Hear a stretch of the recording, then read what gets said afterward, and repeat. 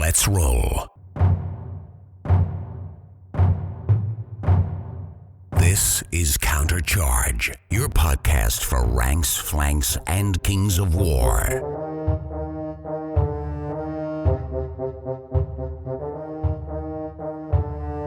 Join your hosts as they delve into the world of Panithor and bring you worldwide coverage of all things Kings of War. Well, we're at U.S. Masters here in Minneapolis, and one of the benefits of coming to U.S. Masters, you get to find people and talk to people that you haven't seen in many years. And one of the people that have been around since the beginning, second edition, was Kris Kapsner, ex-RC member, huge Kings of War player. Kris, what have you been up to? It's been a while since I've seen you, I think. It has been a while. Maybe a couple years, maybe? I don't know. So I was doing some rounds in 2022. Okay. So Bug Eater through Michigan GT. We may have seen each other at Michigan GT. We may have played at Michigan GT. I think you throttled me back with the Stampede thing, the upgrades to some of the, and then, life happens. Me again. Yeah, so, I mean, it's I've had a couple of big breaks, actually, since 2020 Masters in upstate New York when we were, pre-COVID. Yep. Like, it was whispering. 2020, I think. Yeah, it was 2020, February. And the ghost of COVID wasn't yet here. Right, and so they actually ran the event. And then after that, I was like, things are going to go on lockdown for a little while. Yeah, things changed dramatically. I went through a divorce, stepped down from the rules committee, which is, you got to do that after a while because it's a lot of work. Yep, and I was chair of the Midwest Masters team at that point, and I stepped down from that.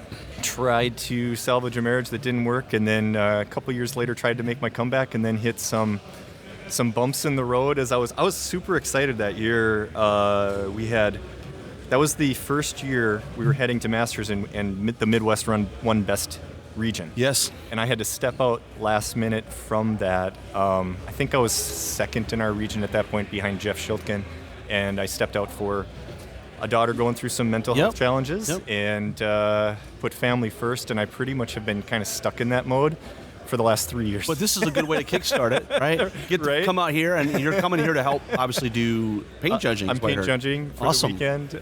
Made the trip down here from Duluth. It's just 2.5 hour drive. Now, is this a one-day thing for you, or do you? No, I'm going to stay tonight. I'm going to hang out with you guys for the evening. I feel like I'm getting no paint judging done because I'm walking around and just people I haven't seen in. Well, that's the benefit and the curse of the U.S. Masters. There's people like Mike Austin from the Mid-Atlantic who's kind of been retired, and then all of a sudden he's here. Right. And you're like, I didn't even know you played Kings of War anymore. But like he's had things that have popped up where you have to make the right decision, which is sometimes your family needs you, or work is imposing on you, and life happens. It does. The thing that's kind of kept me busy from a hobby standpoint has been elevating the Lady of the Lake GT from what it was as a 2-day Kings of War tournament only to a full-blown convention. Exactly. So you've got all the games, 40K, AOS, Kings of War, you name it, you run it. You name it. We've got it there. So many D&D sessions and cosplay going on. That's awesome. And celebrities, actors, WWE stuff. We've got wrestling. We've got voice actors from like K-pop Demon Hunters and Amazing Digital Circus. Okay. I think Pomni is going to be there, and she's her first convention. Well, what's funny, I didn't know what that was. Yeah. And then last week, my wife's like, I got to go get a birthday present because my daughter. And I said, Aubrey, what do you want me to get her? She said, well, I looked this up. She needs a Pomni doll. I'm like, what's a Pomni doll? But that's amazing. We're actually very big into going to those conventions that have voice actors. Yeah. So you're kind of really moving it into more of a fan. It's a full like pop culture nerd. That's awesome. Convention. And then you just happen to play some Kings of War or whatever else there. Exactly. We had over 3,000. That's huge from where you guys came from, right? Yes. It's a few hundred now. It's exploded. It's still in Duluth. It's still in Duluth. We are at the Duluth Entertainment Convention Center, the deck. It's right downtown, right on the lake. That's funny, deck. It just happens to be, it all works. the acronym works perfectly for Duluth Entertainment Convention Center. And we hold all of the game stuff in the Lake Superior Ballroom. It's a very large carpeted room. Bigger than this gym that we're in right now. Yeah. And we have all the gaming stuff going up there, some vendor stuff up there, and then some like tabling of things, miniature painting contests going on. Mantic is actually going to be at XCalibur this year. Okay, is it like Blake Show bringing the booth? Blake is bringing the booth. Awesome. And so they'll have demos of Halo and all the games. They're going to have some demos. They have some paint. They're going to have a paint and take going on. And when is we haven't said when this event is. It's usually August. August 15th, 16th. August 15th and 16th. Yes. In Duluth, Minnesota. Now, what's that? 2.5 hours from here? It's 2.5 hours north of here. Okay. And it's beautiful. That time of year. Well, yeah. I don't want to be there in February. No, you don't.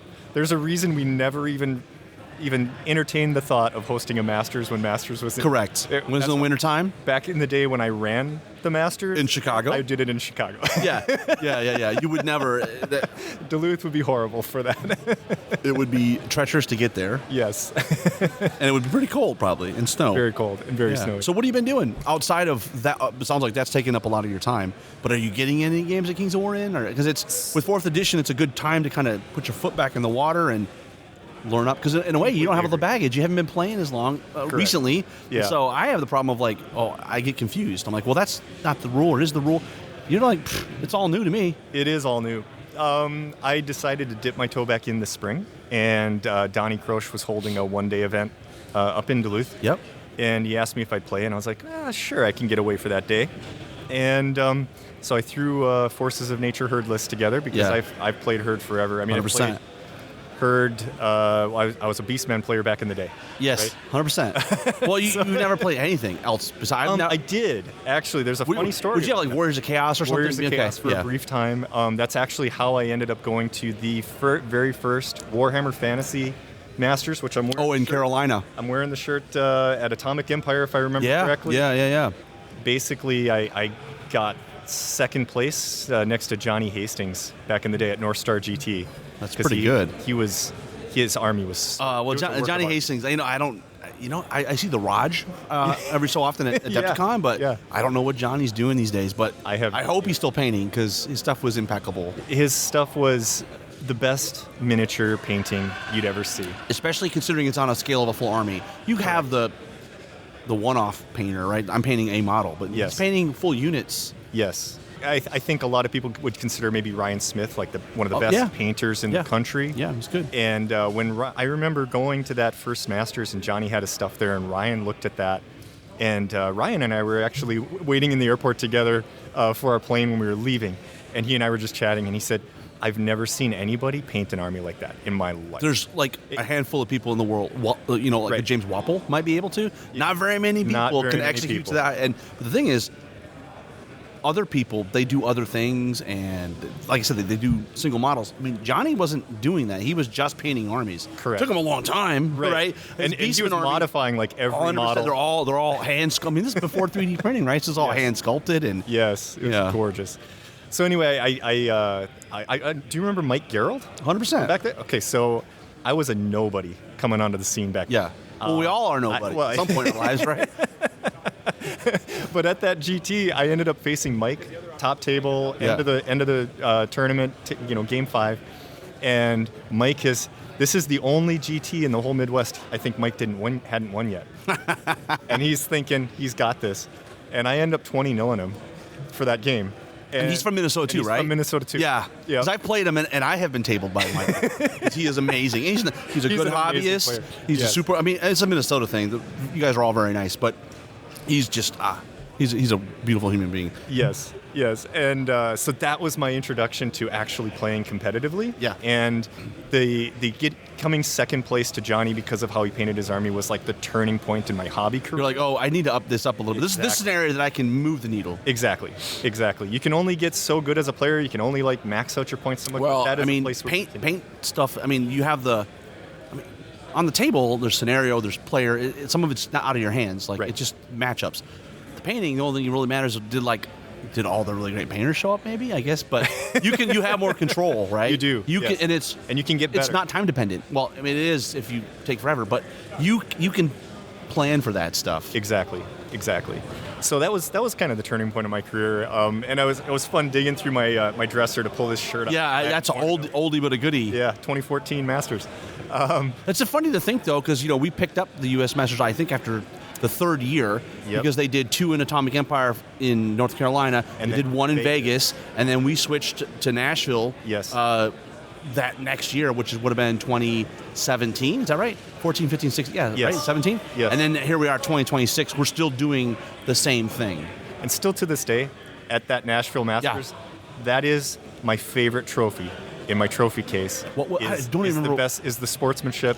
What was it? I don't even remember. Well, so somebody must have designed it or something, right? No. It's not even that it's so great like looking, but I see. it's like my most proud award. Yeah.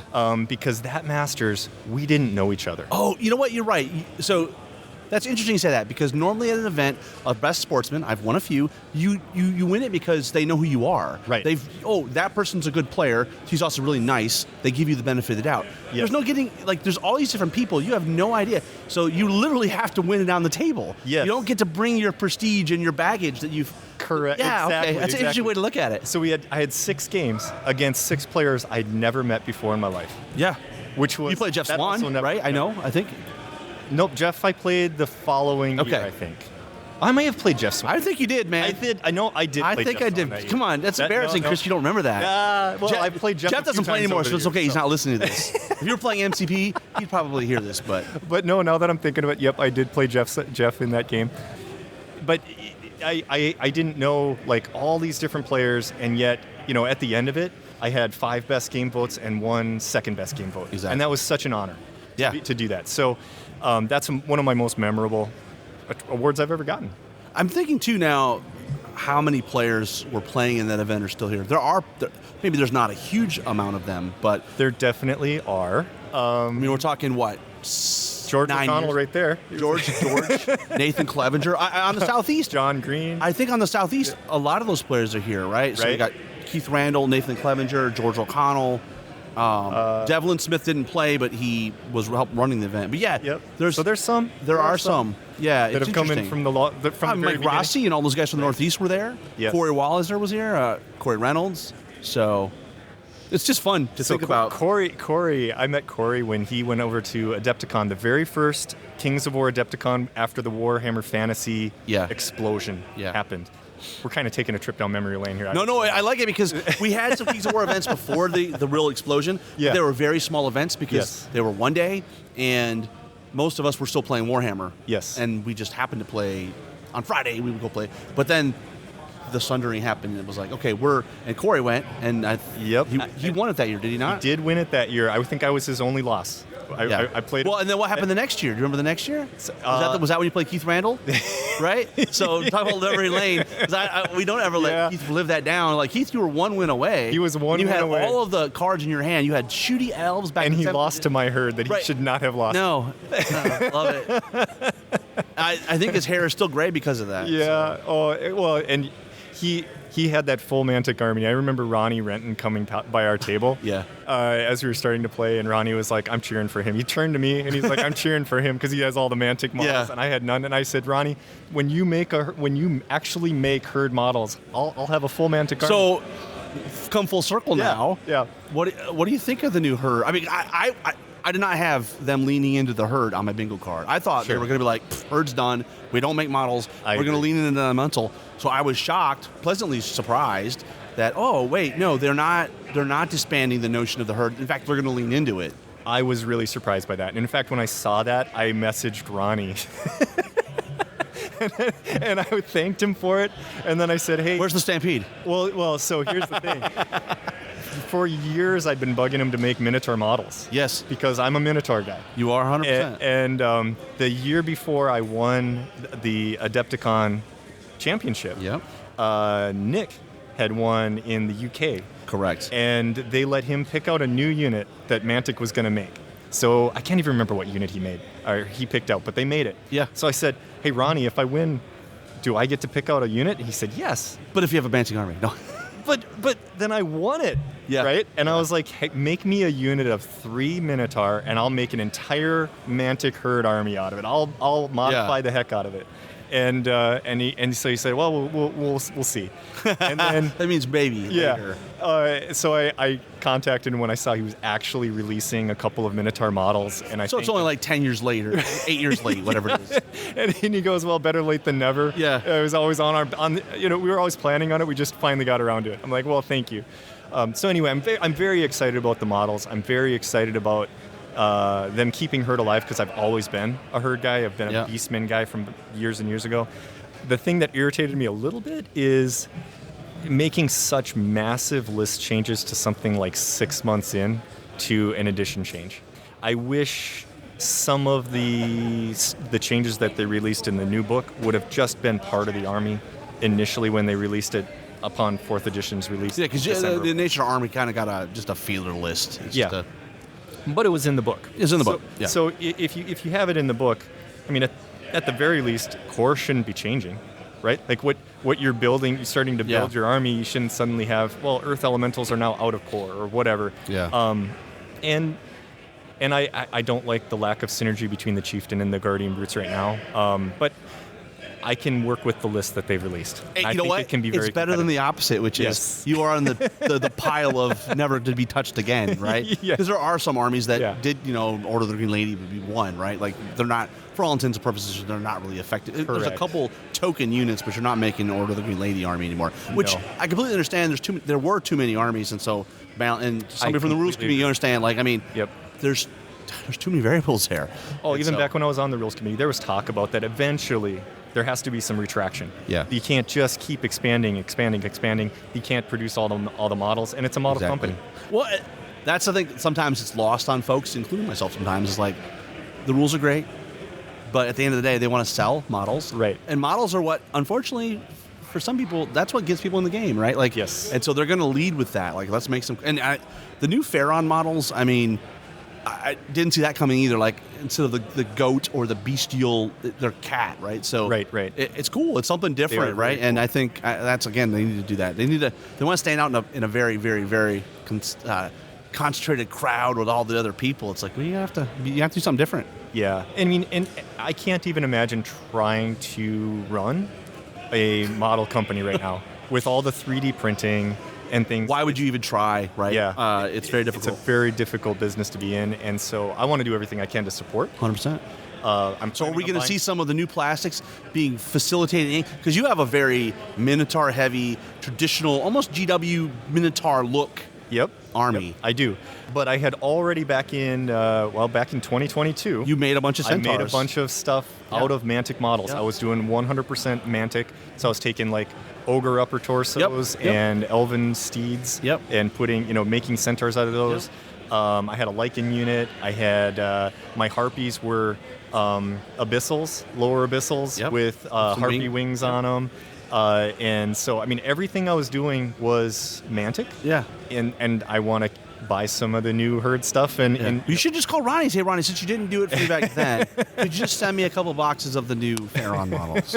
And if you wanted to give me some of the new Guardian Brute Minotaur, that'd be fine too. do you think I can still cash in on what I earned on the RC, but never actually asked You know for what the I model? think? I think that Back in the yeah, day. I think we all know Ronnie. He's not keeping records, Right, no, right. no. So you could be like, "Oh, Ronnie, you stole me $300 worth of stuff." That's more than that, but that's fine. Yeah, whatever it is. He'd probably be like, "Yeah." He's like, "Yeah, whatever you need." Yeah. Well, and you can maybe ask Kyle to, Kyle's here as well. Yeah. No, I have no intention of that. I'm going to buy the models. Well, actually, though, Yeah. Blake Schroed will be bringing the whole thing. Just make will sure he be. brings some up there. To, I've already been messaging him saying, make sure you have extras of this because I want to buy this. 100%. He's going to be doing a paint and take there too, Very which good. will be really fun. They're going to be doing some demos and things. I'm just excited that Mantic is actually like going to be in Duluth. Yeah. I think it just helps. It helps make Kings of War that instead of that. I almost feel like the little sibling. Well, we are. Next to 40K. We are. When I'm in the same room Yep. next to them and they have so many players. Yeah. No, we are. And every event we go to, whether it's Adepticon Yeah. or any Michigan GT, take your pick. Right. 40K rules the roost, and that's okay. Right. And we have Halo. So, at the end of the day, because at the end of the day, Mantic doesn't need, well, I shouldn't say doesn't need, but like they have a source of income, which has been a big help. In the past, I've criticized them, like, oh, you're doing too many things. Well, those extra things that are doing are actually paying the bills. So, Correct. So now that's Correct. probably why they can do things like Herd and there's Zerkali, which Yes. I didn't see coming, right? So Yes. It's really fun. I'm actually really excited for 4th edition. Getting back to your question of, Yes. are you dipping your toe back? yeah. So I did. I made a herd list, and Donnie was hosting that one day day. event. And so I brought a list, And just as soon as people got wind that I was coming to that event, Jeff Schultgen challenged me to game 1. Sure. So I'm like 3 years rusty, and he's going to come and beat me down. So I lost that first game.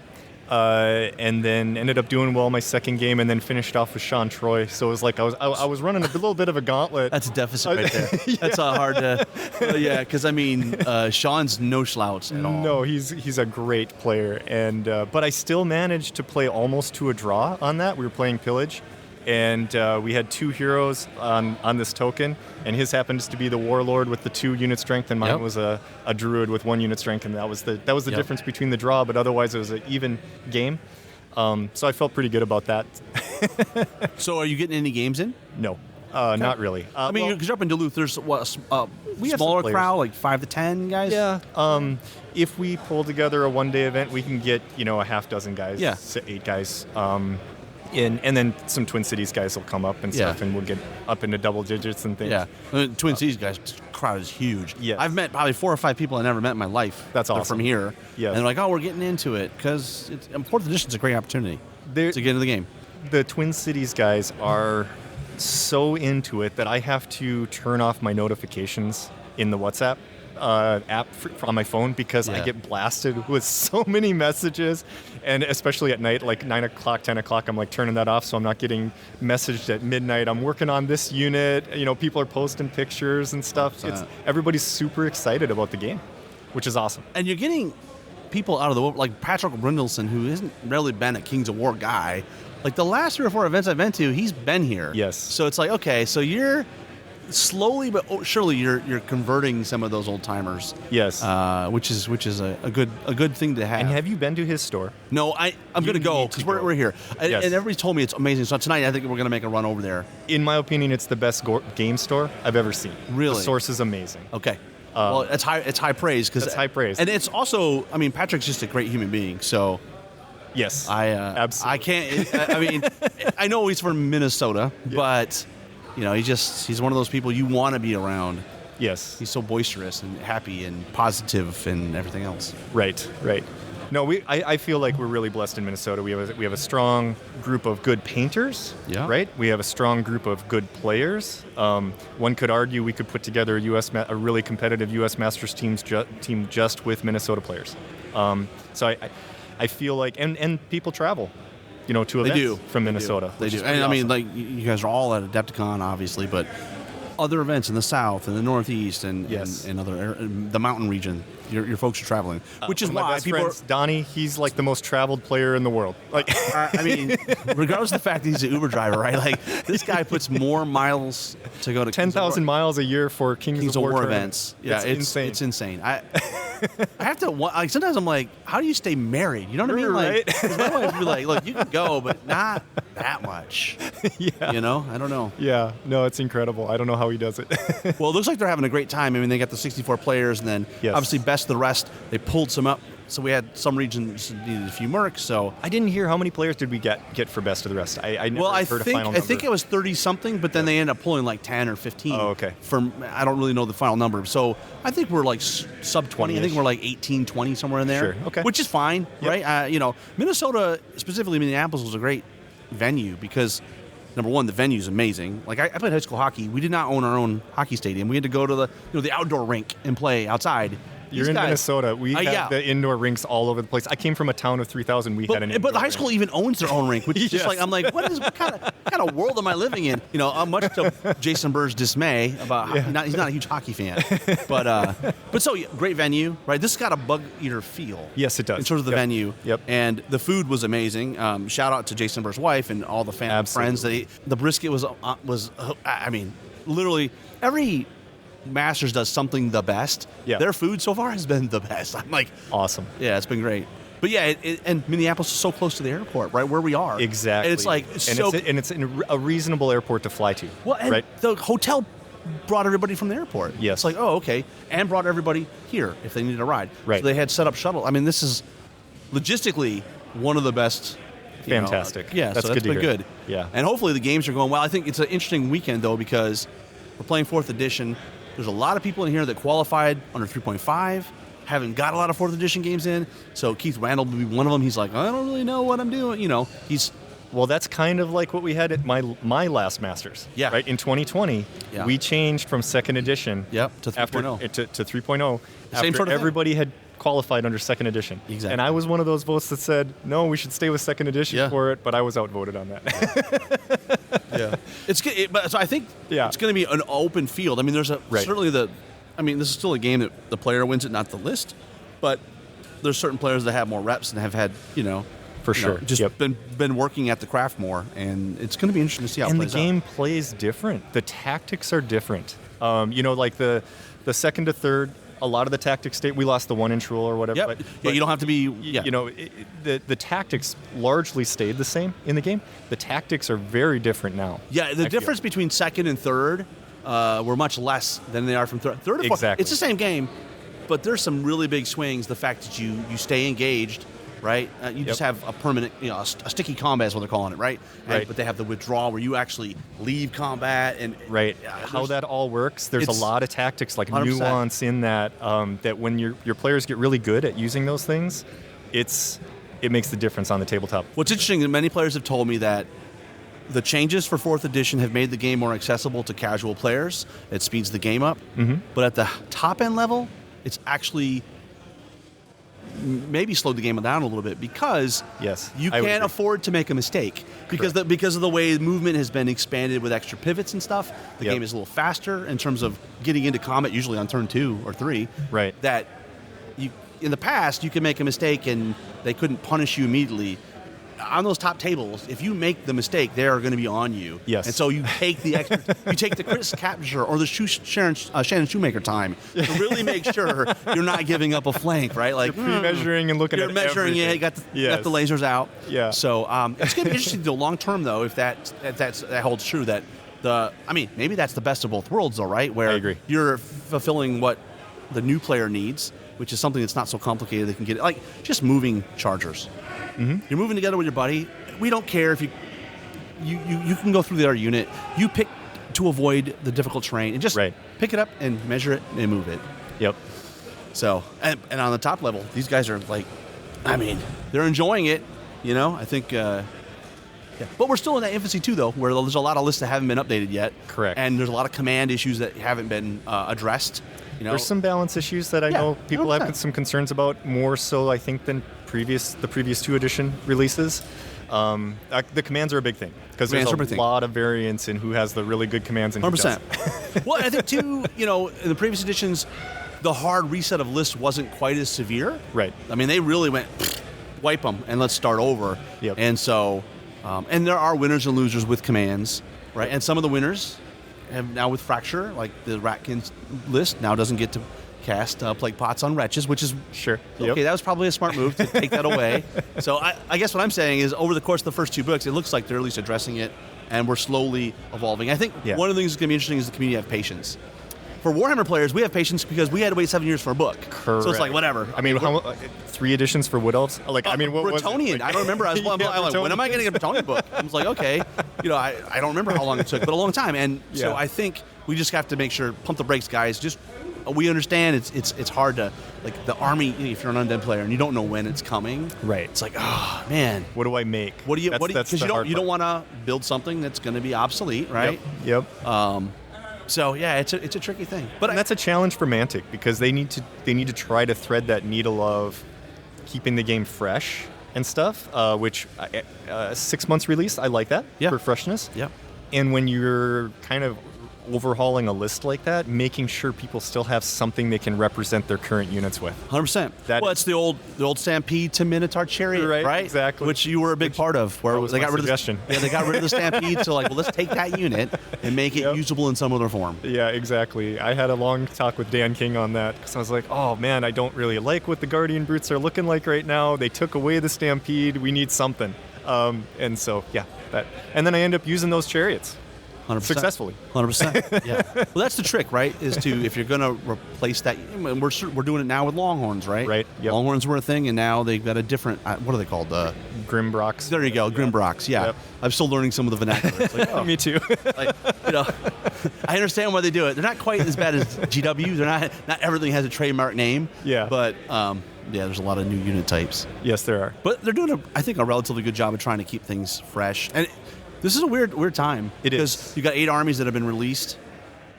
And those 8 armies have more, they have access to toys. Wider, they have more flavorful army lists. Yes. They have more commands. They sometimes have spells. And they did a really great job in the Fracture book. I mean, really colorful stuff they've done. Yes. But there's still another, 12 armies or something that have to be included.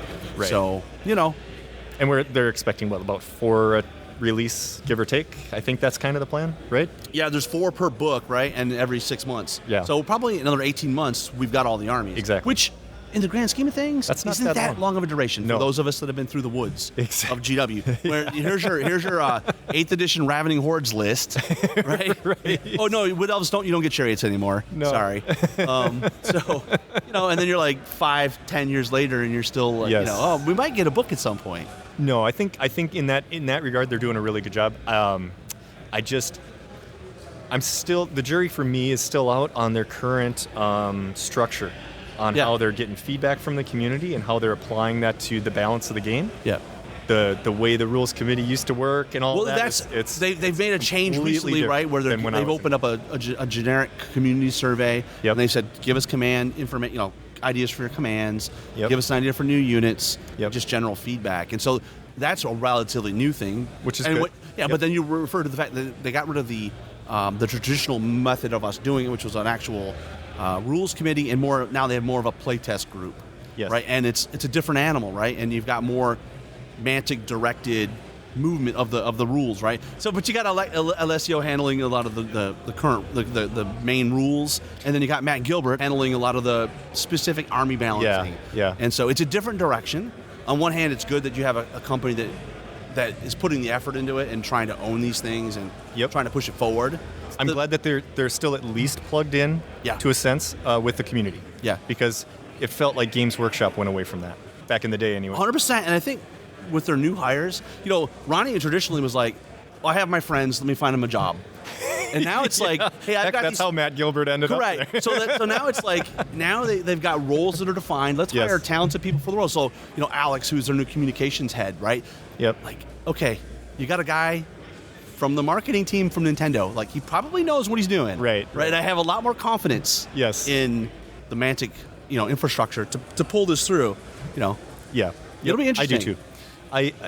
I just, my fear is always like the more you pull away from things like when the rules committee, when I was on, it consisted of active players going to events, talking to the community, and then coming back with the sole goal of making sure everything is as balanced as possible. 100%. And when you get away from that and you put it just in the hands of the company, there's always the incentive you might not sell models. 100%. and that is still there, right? They still want to sell models. Yes.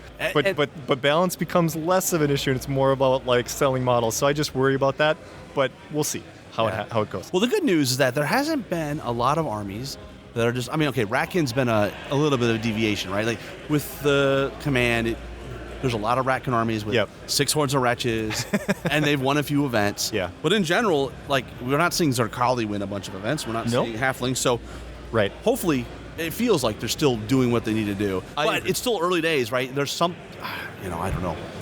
Who knows what the next 3 books hold, right? Exactly. So, and they got to stay the course.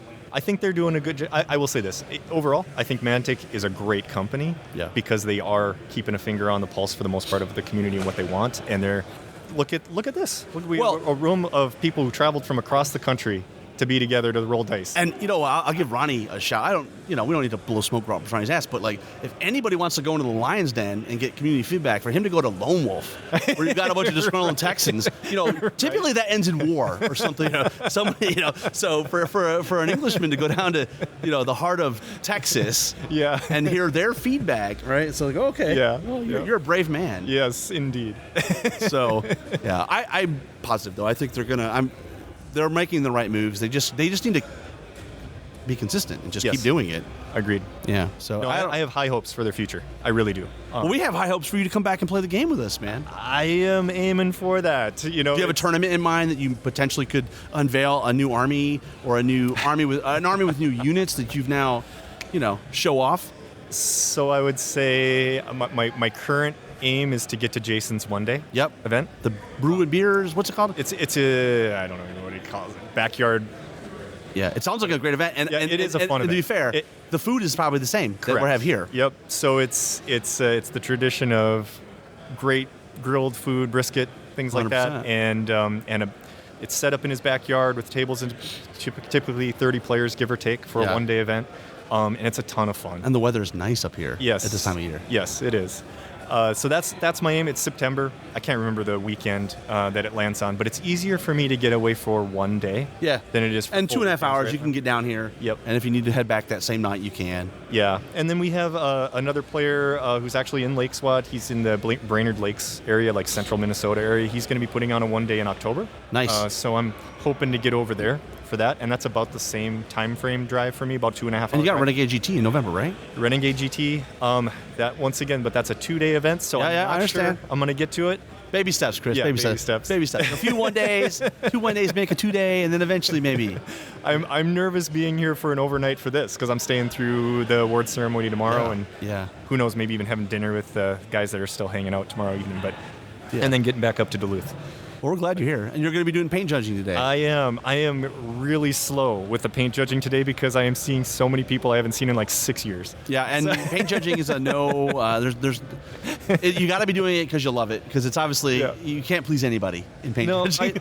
I'm telling anybody who asks me, I'm like, I'm just like a veto, right? Like I'm going to be the final. Like if there's a tie between like two categories, then I'll be. Well, I think the tie. You have other paint judging people help you, yes, right? So we have but they might not be Kings of War specific. Correct. So you're kind of the voice of like, well, that's actually a antique model, or you can maybe provide some color commentary on what are they doing with these units. Oh, that's a conversion or whatever. Yep. Which is helpful.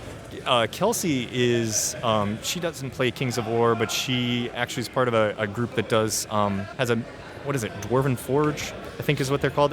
They do a miniature paint contest. Yeah. And they give out. Well, Dwarven Forge, don't they make? Not Dwarven Forge. What is it? I don't know. I can't remember. I'll have to look that up again. But they were up for ExcaliburCon. They had a booth last year, and they were doing paint judging and giving out like these little dwarven axes, axe awards for their miniature painting contest. She's really good, and if I label a head paint judge, she's your head. And then Mark Rupp is, he's painted. He's got great models. He brought a great army to Adepticon last year. Yeah. With like small scale models, and his it was stuff very has been amazing over the years. Yeah. And he knows what he's looking at. He's taking a ton of pictures, and he's planning on like going home and like looking, like zooming in and looking at all of them and doing his paint judging tonight. So I'm making the rounds, and it's a little different of a paint judge scale than I'm used to, because I'm used to like a checklist or something? Kind of a checklist, but also like assigning a specific points. Yeah. But they have, this one's divided by 3-point categories. Okay. Right? So like you might be 15 points or 12 points, but there's no 13, 14, right? Oh, I see. And so So if you're in the box, you're in the box. You're in the box, you're in the box. Well, so it might help spread the score a little bit, maybe. It will. It'll definitely help spread the score from the top, particularly. Yeah. But it's a little different because there's some that I'm like, well, this is kind of in between these two, and I want to give them a score in between. There's not a lot of granularity there. Yeah. Well, at least you're not going to anger anybody, though. No, right? Like, no, we've done that in the past where, maybe we're too tough on them, or we had the one in New York, right, where it was like everybody got scored from 1 to 64. That didn't go over very well with some players, especially for number 64. Right? So ranks was pretty brutal. Rank point, because it's like it lays it bare in front of everybody. Yes. And you're like, oh, I'm the worst painter. I don't know if my ego could take that kind of a punch. Yeah, I didn't like that system. I shared that, but that's what they were doing for their tournaments out there. You know what? That's one of the beautiful things about U.S. Masters. It's an amalgamation of everything. It's like the United States around for everything, but yes, we just take the best of whatever we're doing in the West or the East, and we kind of merge it together. And sometimes the home region has a little bit more influence on certain things, and we take their lead. And I think it's cool. It makes them very special. It allows one-off region to have a flavor. Exactly. For the Masters. Yeah, they have a stamp on it. And, yep. Yeah, it's the U.S. Masters that I held in Chicago. Yeah, I think that was the first time we held a dinner at night. Correct. Every year we add something new. Yep. Right, and the dinner was Shannon Shoemaker had brought in Lou Marinelli's or I can't. I'm slaughtering it. Deep dish pizza. Yeah, it was amazing. It was amazing. But it was cool because everybody's there. Exactly. And we got to hang out, and we got to see Alex Chavez and God bless Jesse's heart getting intoxicated, right? Like those are memories you can't. Yeah. You're gonna have for the rest of our lives. Exactly. Oh. But that and then who was it that first did the best of the rest? I can't. Oh, that was I'm trying to remember. New York Masters. Was it the New York Masters that did Yeah, that? so that's a Corey Reynolds and John Van Ass and those guys. Okay, yeah. And it's a great addition. It's been a great fantastic right? addition to the Masters circuit. And we used to fight for Mercs. Remember, like, who's going to travel? But now you have these are the guys and girls coming to be in the best of the rest. There's just a pool right there. You already know are coming. Exactly. So, and if you have somebody last minute, has an emergency or something, you have spare players. Yeah. It's great. And also just having more, because that's the only thing that was always kind of a knock to me is like we have this elitist, like you're invited to play. Now we have, you want to come and hang out, come and play with us and be with, it's not as elitist as, I mean, it's an invitational event, but anybody's welcome to come play. Exactly. I love that. I love that. And it's good. So it's growing. Yeah. So we'll see what happens next year. Every region's had it at least once. Midwest, this is their second time hosting. Texas has had it once or twice as well because of COVID. They were the only ones brave enough to try to keep us going. So we'll see. Next year will be another region that's run it before as well. So when are we expecting to know? I forget they already know. They already know. They already know. It's going to be New York. They're going to do it at Cape Cod. Sure. So and turn Orktown into the event. Sweet. So the same, Orktown used to be in a dive bar, and now it's in a curling hall, where they do curling. That's a pretty big arena. Minnesota, you would know what curling is. Oh yeah, we But do. These people in Australia right here, listen, they have no idea what you're talking about. They don't curl in Australia. We have Olympic gold medalists from Duluth. Correct. In curling. So so hopefully that all works out. Cool. That's awesome. Well, Kris, I appreciate you coming on and chatting. I know you got paint judging thank you for having me. Yeah, it's been great to catch up with you, and I mean, just so many people that I haven't seen in probably.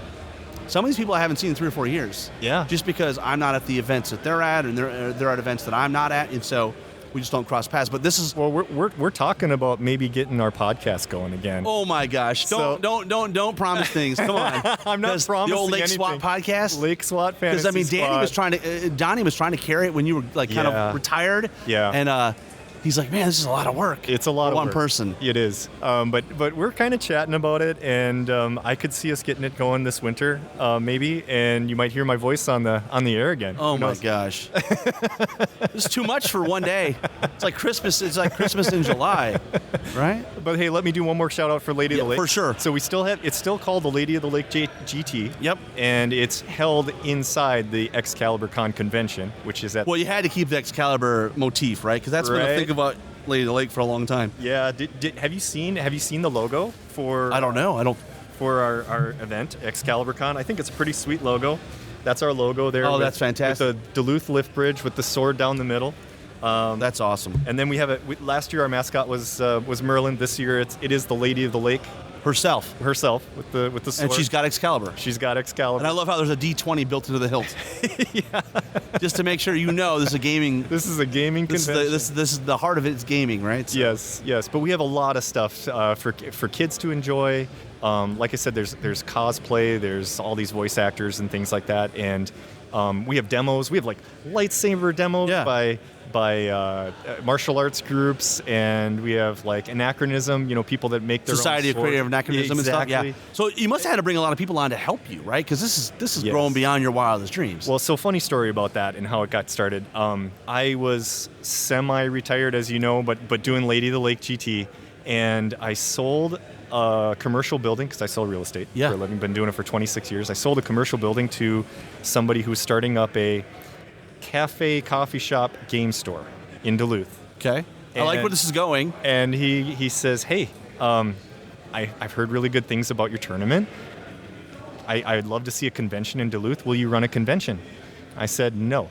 I'm not going to run a convention. It's a lot of work. I run a little tournament, and it's a lot of work. Can you imagine times it by 10? Oh my, more than 10. And so I go, but I would be part of a team that would run it. And long story short, over the course of the following year, we pulled together a nonprofit, an official nonprofit.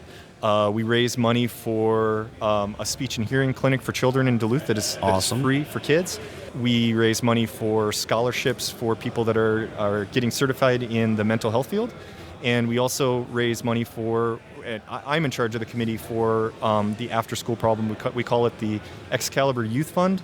It's the third prong of our charity work, and that is like supporting after-school programs.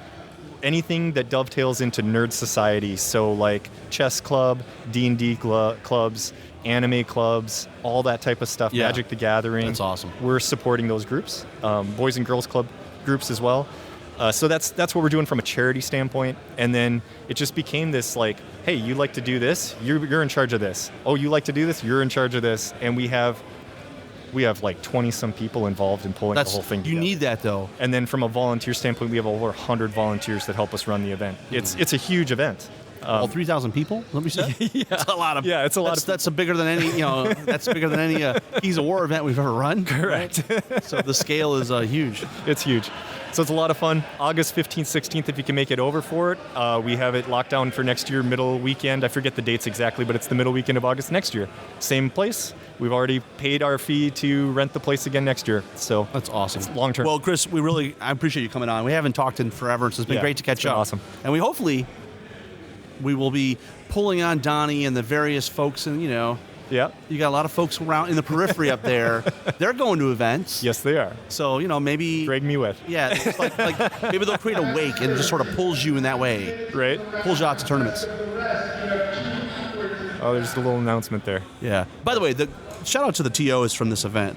Traditionally, we always had TOs that ran events, right? Yep. All the U.S. Masters, but they're doing great. I mean, They are. Doing a great job, keeping everything on task. They spread it out. So you got Kyle and you got Connor and you got Jason. It's like Yes. you It got always works better if you can have a team. 100%. Well, we've all been there when we don't have a team, and you're Yes. like, crap, I'm pulling my hair out trying to do everything, and then Yeah. something gets missed. Exactly. Right? So, yeah. Well, great, thank you, Kris. Rob. I appreciate the time. Good luck with paint judging, and I you. can't wait to see who you guys picked. Because there's some amazing armies out there. There are some great armies. You guys keep countercharging. Thanks for listening, and we'll see you next time on Countercharge. Please let us know what you thought of the show by emailing us at counterchargepodcast@gmail.com, on Twitter at countercharge15, or by commenting on the Countercharge Kings of War podcast Facebook group. If you enjoy the show, you can help others find out about it by leaving positive reviews on iTunes. Until next time, keep countercharging. Music is a composition of Kevin MacLeod and is licensed under Creative Commons.